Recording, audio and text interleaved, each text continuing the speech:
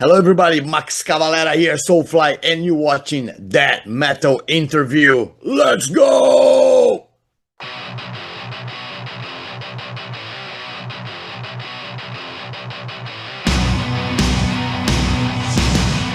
On this episode of That Metal Interview podcast, we have a returning guest, a superstar as far as thrash metal goes, especially if you're considering the Brazil metal scene from the 80s. Max Cavalera is who I'm talking about, and he is here to speak of SOULFLY's 13th full-length album and release, Chama.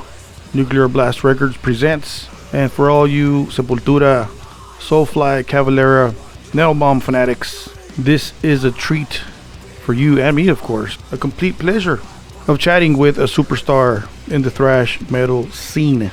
And so, before we start the interview, let's present to you SOULFLY's newest single and video for Nihilist, featuring Todd Jones of Nails. Check it out.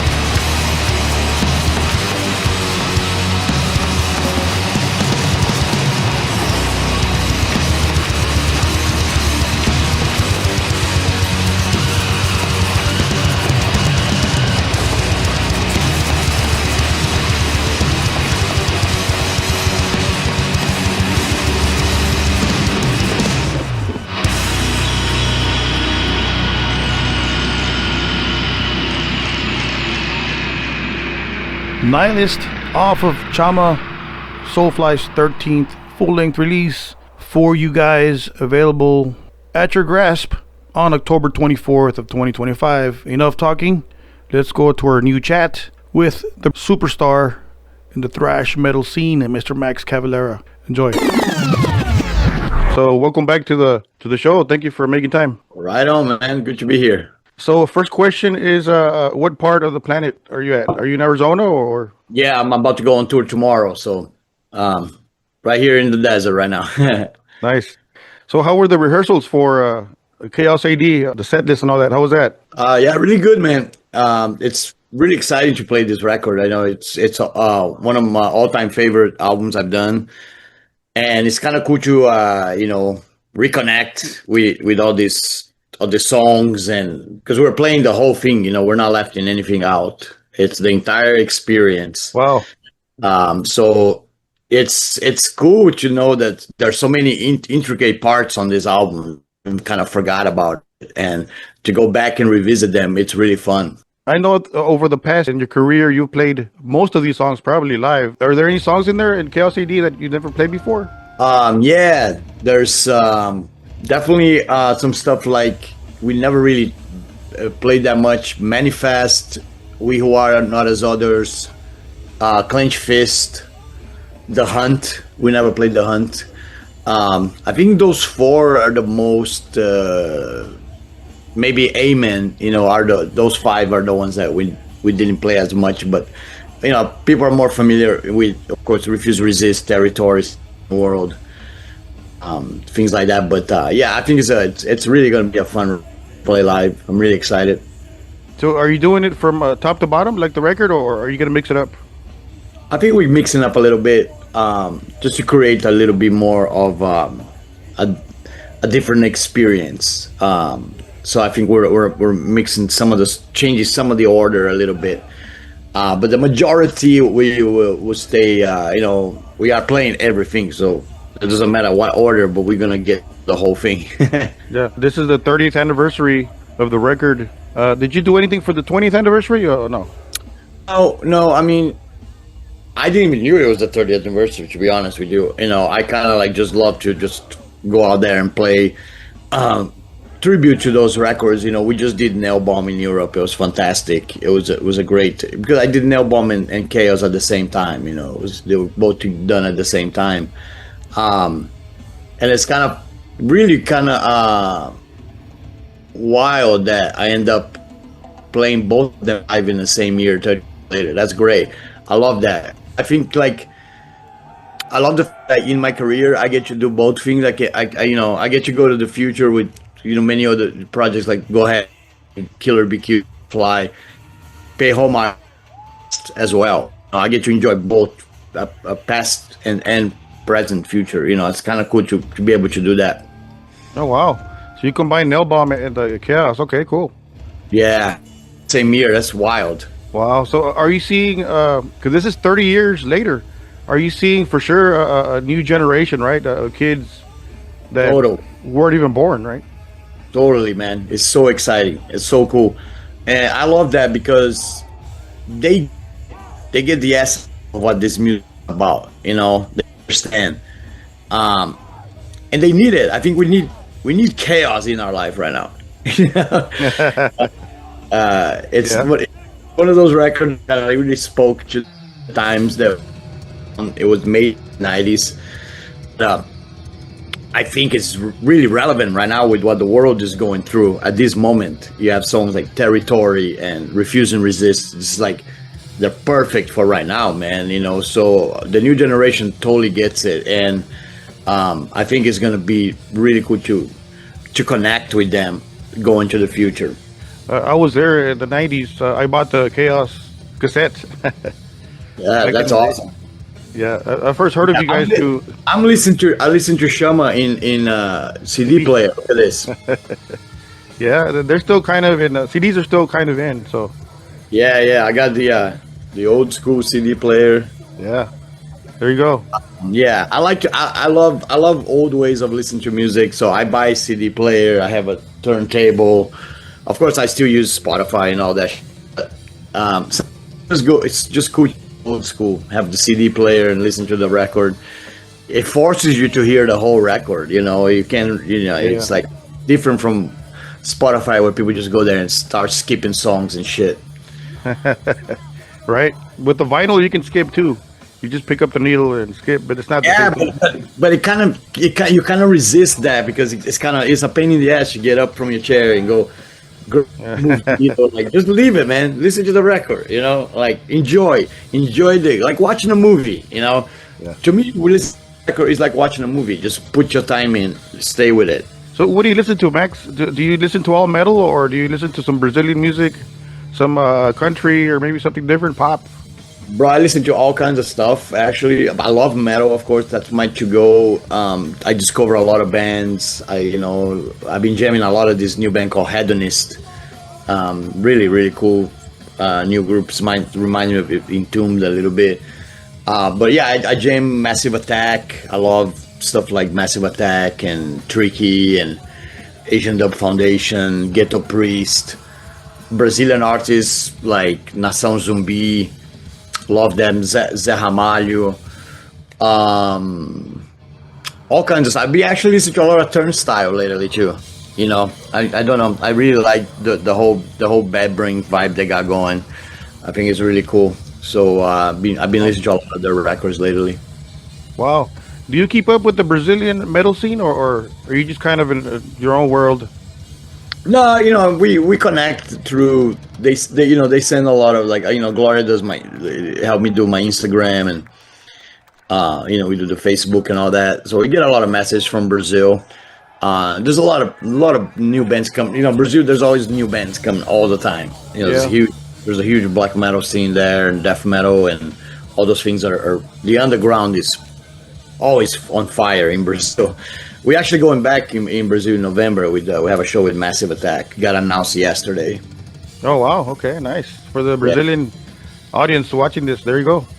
Yeah, it's gonna be cool. It's November something. Like I forgot the day, but yeah, if you go to the Instagram, you can find it. It's Cavalera Massive Attack. It's gonna be great. So 13th album, Max Chama. Is that the right pronunciation? Perfect. Chama. Let's go. So what does that mean? I kind of looked into it, but let me see what. Maybe you can tell me what it really means.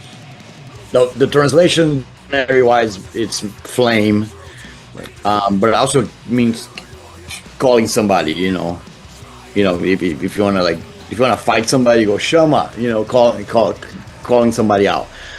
To me, it represents more like the flame, especially the album cover with the Apache warrior. Yeah. You know, with a fire, and which, by the way, I love. It's a photograph. I love that photo. It's fucking amazing. And yeah, to me, feels like reconnecting with the early flame, original Soulfly flame of the beginning of the band, where it was burning the brightest, and reconnect with that in the attitude, the early, not musically, because I think the record music quite different from the first Soulfly record. There's a mix of old school groove, tribal elements with modern noise shit on top of it. That makes it really interesting. I think the record's quite interesting to me. But yeah, it means flame, and I really love that. I always been in awe of nature, and fire is one of those things you can't control. Yeah. It's always mystic, there's a dangers about it, it's kind of cool. I love that. I like I said, I love the album cover. I got to listen to it. It's awesome. People will love this. It's just like you said, there's some noise stuff on top, and it's modern. It's just awesome. People will love it. Yeah, I think the production, which was not done by me, it was done by my son Zyon. He really wanted. Zyon is a younger, again, he's from a different generation than me. So he brought all those new elements to Soulfly that kind of needed to make it, more modern, so fits in, And I think, to me, as a veteran of metal, I want to learn more. I want to always keep evolving, keep challenging myself. So to make a record where we can make a song like "No Pain Equals No Power" with our friend Dino from Fear Factory, and we had Gabe from Unto Others, and Ben from No Warning. You had the melodic vocals. It was I think this song, total a cool Soulfly song with a guest. And then you have something totally on the other spectrum, like Favela Dystopia, pure hardcore, maniac, trash out, fast. Yeah. Talking about Brazilian favelas and, the chaos of the favelas. It's cool, man. I think this record is definitely like, I'm very inspired in it. I think you can feel that the inspiration on this record was high for me, and all of them are different from each other, but Chama feels a bit different to me. It feels special for some reason. When you're writing a new song, Max, for Soulfly, is there a formula you follow? You pick up a guitar and you go, you know what? It can't sound like this. It can't sound like that. This is the formula. Is there something like that, or do you just hammer it out? just hammer out. I think the riff will show you where it's going, and then the cool thing also, you take it to the studio, and then in the studio it's gonna change again when you add some more stuff. That's why the noise was so important for this album. I think having all the easy pedal sounds on all in a lot of the parts of the songs created this eerie atmosphere. But I normally just sit with my guitar and just jam out, and riff comes out. In fact, some of the riffs are older. The main riff of the first track we dropped, which was Storm the Gates.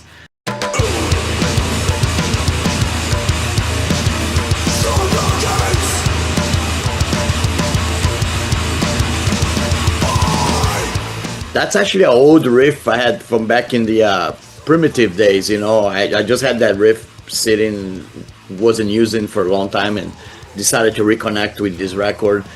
And then one of my favorite riffs of the album is the actual opener of Nihilist.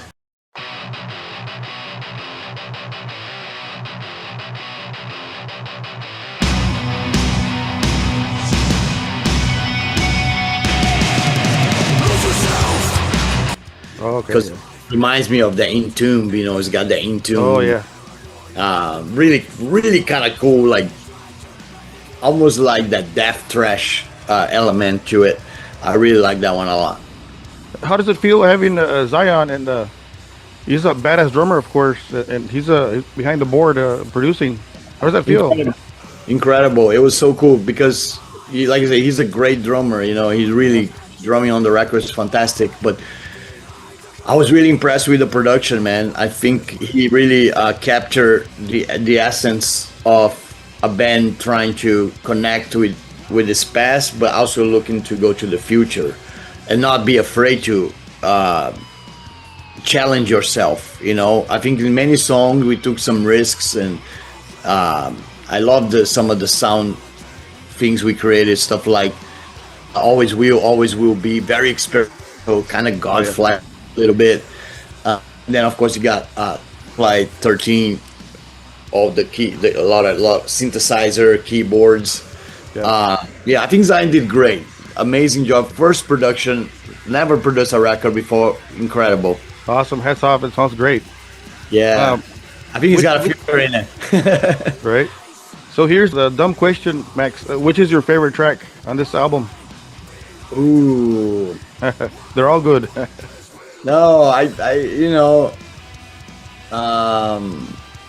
I have a really big connection with Chama, with the title track.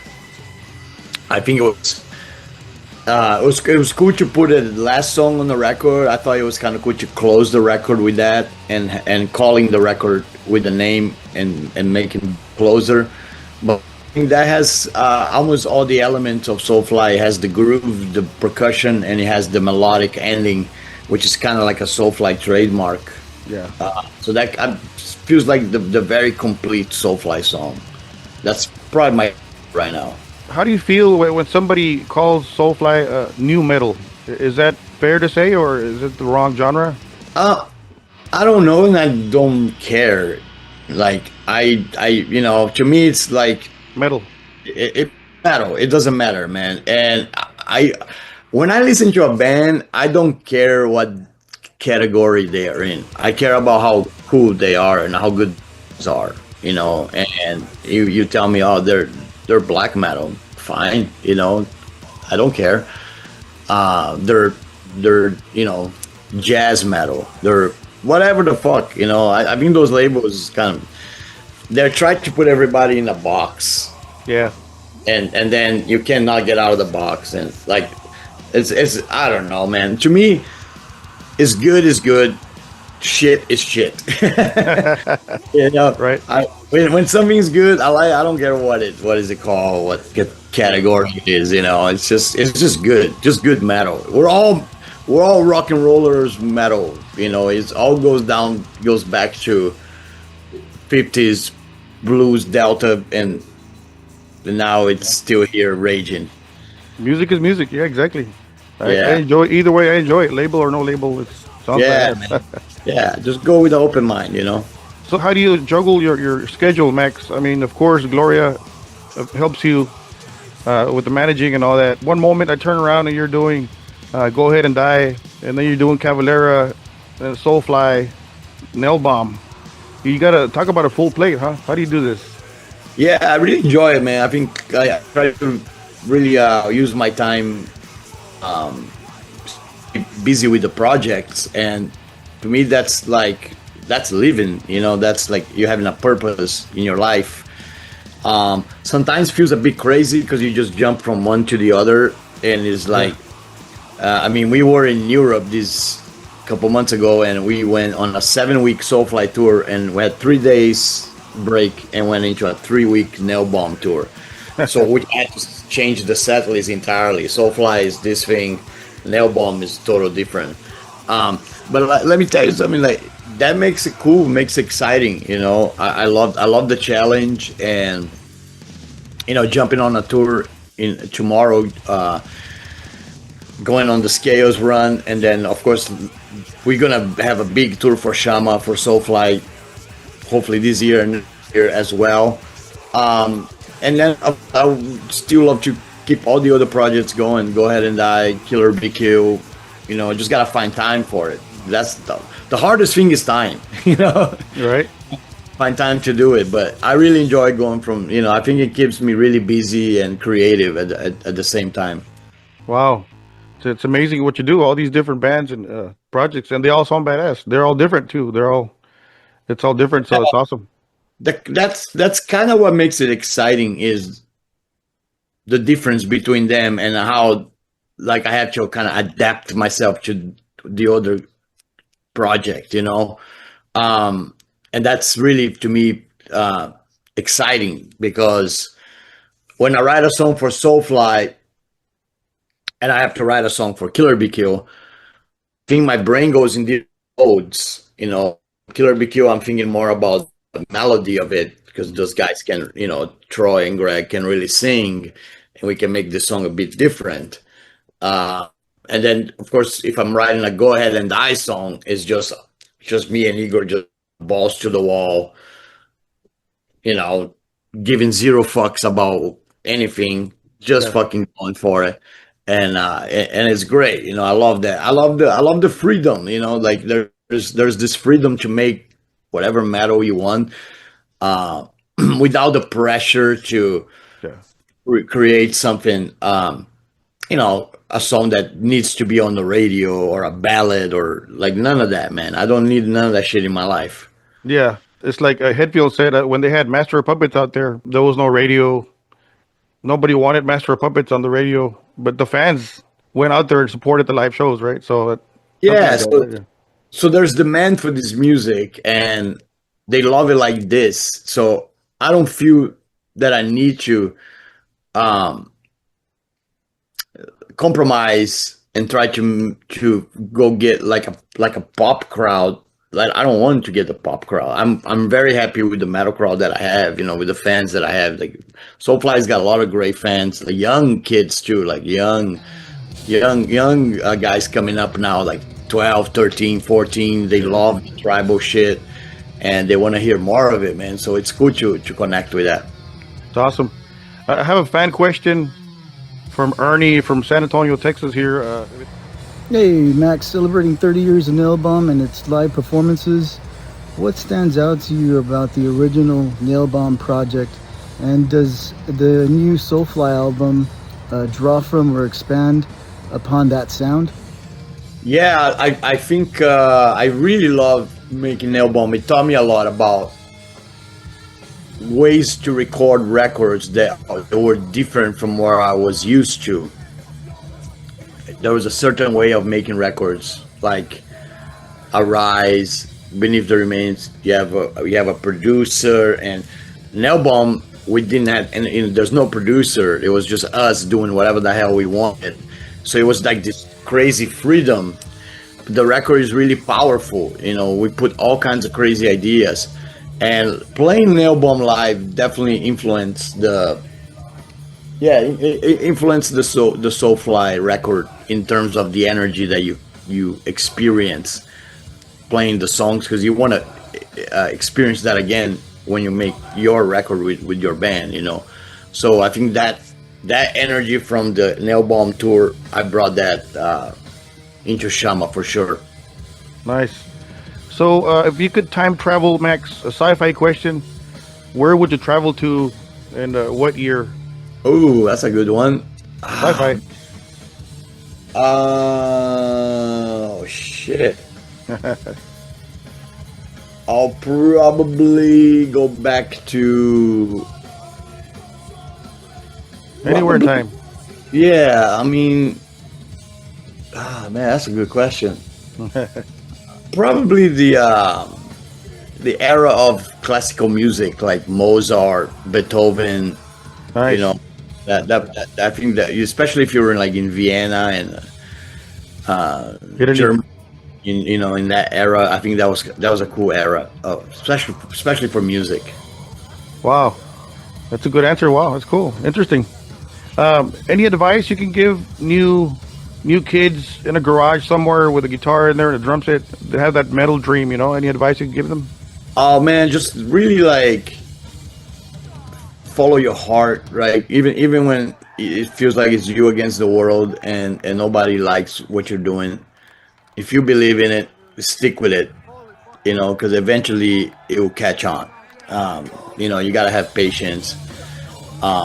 Sometimes it doesn't happen right away. For me, it was many years of trying, trial and error. Also, don't be afraid to make mistakes. It's part of it. Just it's better to take a risk and fail than to not ever than be afraid to take the risk. Like, don't be afraid to fail. It's cool. It's part of it. And try to find guys that are like you, that like the same shit, and they're committed. Like don't get no posers in your band that don't want to commit to the shit. Get some real motherfuckers that want to go to war with you. That'll be my biggest tip. Okay, Mac, what do you want to be remembered for whenever you're done with metal? Hopefully it's not soon. Not soon. Hopefully that I innovated metal a little bit, brought attention to South American, Brazilian culture, and we made metal a little bit different than what I think that'll be kind of cool. Like, I think it'd be nice, because I've been doing this for a while, and my thing with my own curiosity of the tribal elements mixing with metal, it's always been a part of my music. Yep. And I love that, and I love to share that with the fans in the world. Awesome. Yeah, for sure. The first cassette I bought from you was Beneath the Remains. That was the first one. Yeah, I must have worn it. I played it like 2,000 times. It's been a journey. Awesome stuff. Appreciate you, brother. Before we let you go, Max, any message you want to tell your fans or relay to your fan base out there watching? Just check out Chama coming out in October. Come to the shows. Come jam some chaos with us. And thank you for all the support. Also, if you want some more Max stuff, you can go to the Maximum Cavalera store. We sell all kinds of cool shit there, like our canvas, hand painted shit, really cool memorabilia. Thanks to all the fans there, man. Let's keep this metal thing going, stronger and stronger. Awesome. Thank you, Max, for your time, and awesome job with Chama. Appreciate that. Thank you for your time. Thank you, brother. We'll see you on the road. So support Max Cavalera on his newest endeavor as far as recordings and albums go. And of course, we are speaking of SOULFLY's 13th album, Chama, and he explained to us what that means. So check it out. It's an awesome compilation of 10 tracks, brand new tracks, of course. And we presented to you 2 tracks there on this episode of That Metal Interview, Nihilist and Storm the Gates. That's all we could show you guys, because the album has not been released until October the 24th of 2025. And the label only releases one song at a time and one video at a time, right? The singles, as we call them. So thank you, Max, for making time. Once more, thank you for returning to the show, the podcast that interviews rock and metal artists, not just rock. not just metal. So for all of you listeners out there at 95.3 FM in Eagle Pass, Texas, thank you for your support and keep on trucking, right? So don't forget to subscribe. Don't forget to download, share, blah, blah, blah. Don't forget to keep it metal.